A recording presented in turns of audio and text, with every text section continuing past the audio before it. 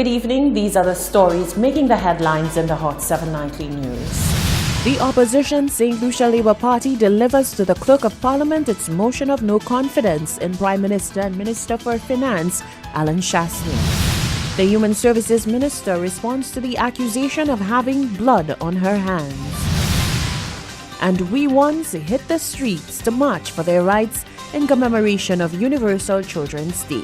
Get up today, marching for tomorrow. We have the details of these stories and much more coming up.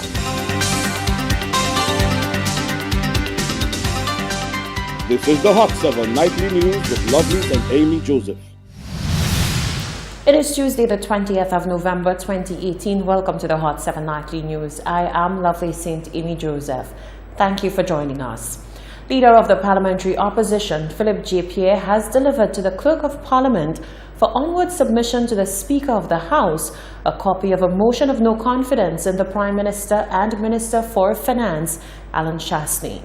According to Pierre, the motion and the anticipated debate will articulate the deep concerns and feeling of hopelessness among large sections of St. Lucians about the manner in which the business of the country is currently being managed.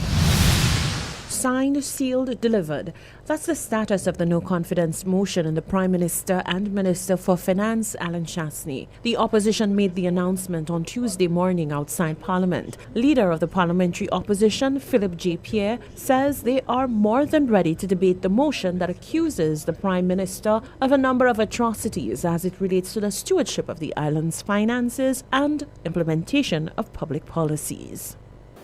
Since the appointment and installation of Honorable Alan Shastney as Prime Minister and Minister for Finance, Economic Growth, Job Creation and External Affairs, St. Lucia has been governed in a manner that has undermined our Constitution, its conventions and practices. We have witnessed a growing abuse of public office, unreasonable and irrational decision-making, unsustainable fiscal deficits, squandering of the state's financial resources, and a decline in public trust and confidence in the Prime Minister's ability to govern the country. The opposition argues that the stunt pulled by the Prime Minister as it relates to the appointment and non-appointment of a Deputy Speaker must be addressed. So too the impact of policies on various sectors like healthcare and education. The Prime Minister has recklessly and irresponsibly allowed the economy to descend into unsustained deficits and has embarked on the dangerous path of having to fund these deficits by incurring more debt. The misguided actions and inactions of the Prime Minister as it relates to the health of the nation have plunged the provision of healthcare services into a deep crisis, creating rising uncertainty, undermining morale among health practitioners, and has now encouraged an exodus of trained nurses from the healthcare system. As for the critics who say the motion is going nowhere fast, as has been the case in many other islands, Pierre contends that is not the point. My response to that is, what will be the measure of whether it prevails or not? Is it simply whether it gets the support of the majority of votes or not? We will not predict the outcome. Parliamentarians who are already deciding to vote against the motion before the debate takes place are setting themselves up as collaborators with Prime Minister Shastney's callous and uncaring policies. The opposition also notes that massive attendance at public demonstrations, in particular the National Public March and Rally organized by the SLP on the 9th of September, along with views of dissatisfaction displayed on placards, send a clear message that public confidence in Alan Shastney has been severely eroded. A former United Workers' Party member took to the streets Tuesday to drive home a message to Prime Minister Alan Shastney outside the House of Assembly. Timothy James has accused the Prime Minister of disregarding the Constitution of the country during his staged one-man silent protest. Rochelle Gonzalez reports. A concerned and frustrated citizen who has become well known for exercising his right to protest and speak his mind has once again set out to send a message to the powers that be. Timothy James held a staged one-man silent protest outside the House of Assembly, carrying a sign which read, Alan Chasney is a shameless constitutional delinquent. When asked for a reason behind the protest, James said his sign speaks for itself, as the Prime Minister has on numerous occasions failed to honor the Constitution and is therefore, like his sign said, a constitutional delinquent. They know to themselves that a number of actions taken by the administration is in fact circumventing the Constitution, and therefore they were elected to defend the Constitution and represent the people, not to defend the integrity or lack thereof of a Prime Minister. James said he is not protesting for his sake, but for the sake of his child and the future generations who might be impacted by the decisions of today. I resigned from the United Workers' Party. I was not shoved out. And perhaps for the very same reason that I resigned more than a year before the general election. If you see my resignation letter, it is exactly what's taking place with this government now.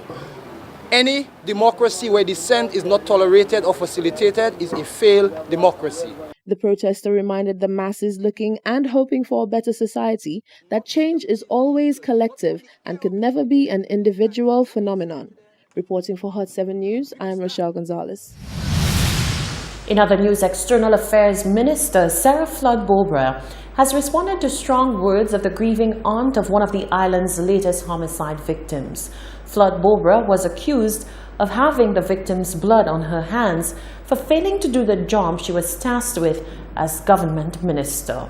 Rochelle Gonzalez tells us more. During Monday evening's broadcast of Hot 7 News, we brought you a report where Raise Your Voice President Catherine Seelys accused External Affairs Minister Sarah Flood-Bobra and Energy Minister Stephenson King of having the blood of her slain nephew on their hands.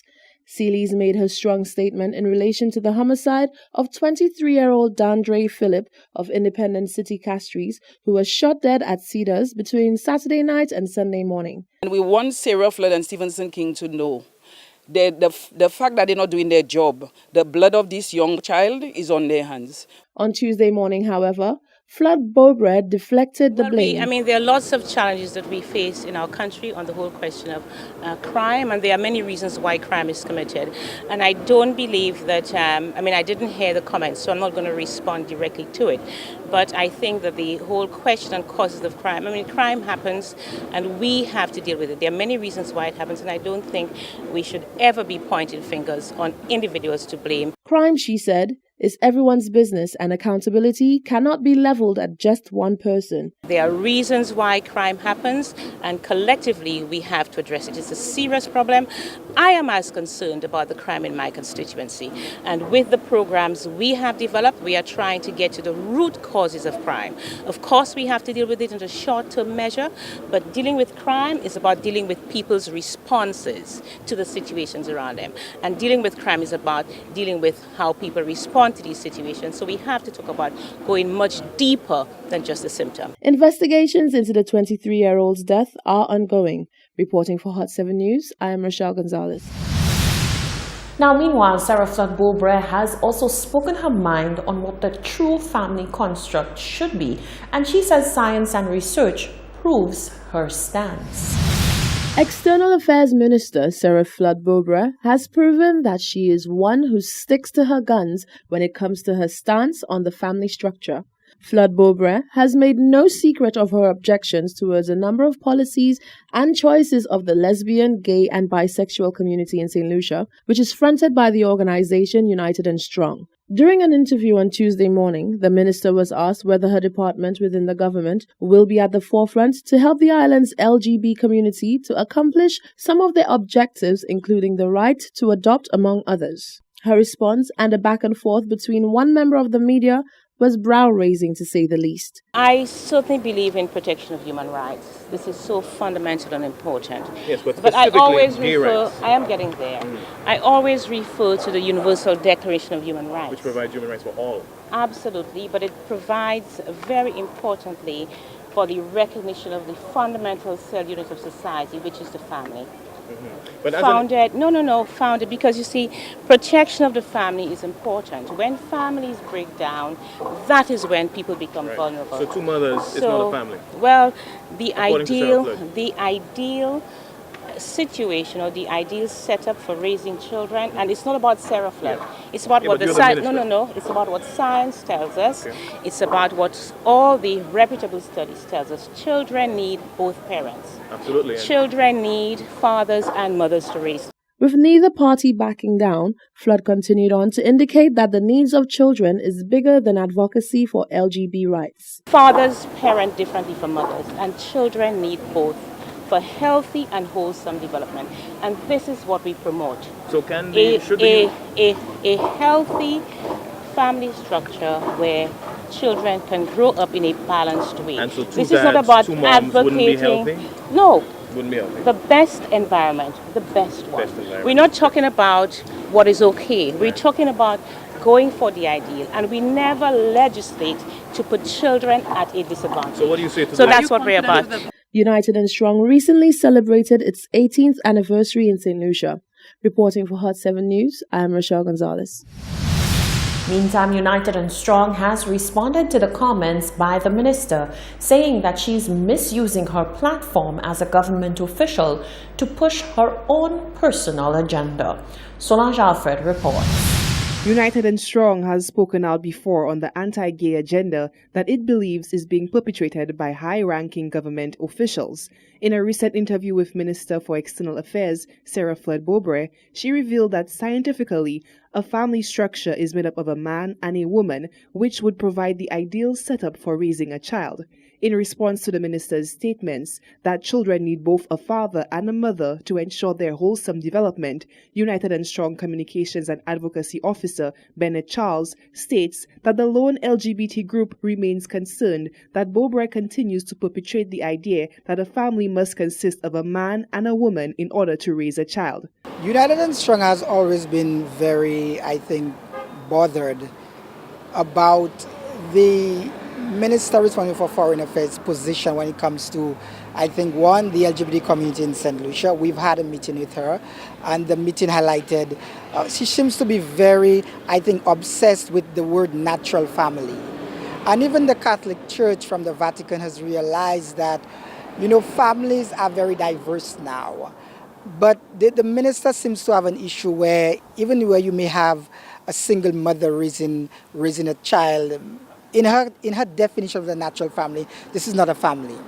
I think the minister's definition is that you need to have a man, you need to have a woman, and you need to have the children. Charles explains that this unyielding stance that the minister has taken in regards to family structure is far removed from the actuality of many St. Lucian households, where single parents or mothers make up a great percentage of the head of the household. More than 50% of our households in St. Lucia are headed by women.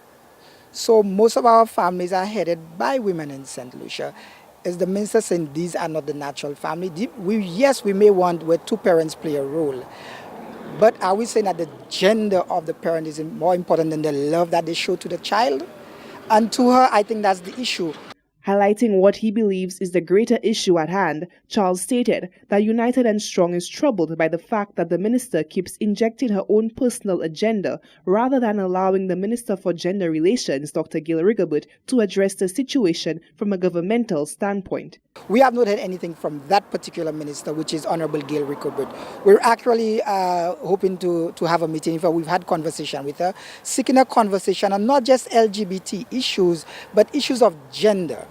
And so it's always very sad when the Minister of Foreign Affairs seems to use the government platform for her personal agenda, and I think her personal vendetta against LGBT persons in St. Lucia. That is very sad.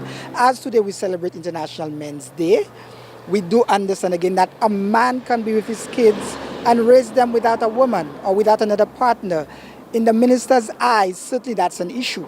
That to her, that may seem wrong and very unnatural, which means that this is why people will stay in abusive relationships. Charles expressed that individuals should not be forced to live their life in a way that is unnatural to them and should be free to do so without judgment and persecution. He stated that more damage is done when individuals hide their true persona in order to please those around them. Reporting for Hot 7 News, I am Solange Alfred. Thank you very much, Solange. This is the Hot 7 TV News. Stay with us. We have much more after the break.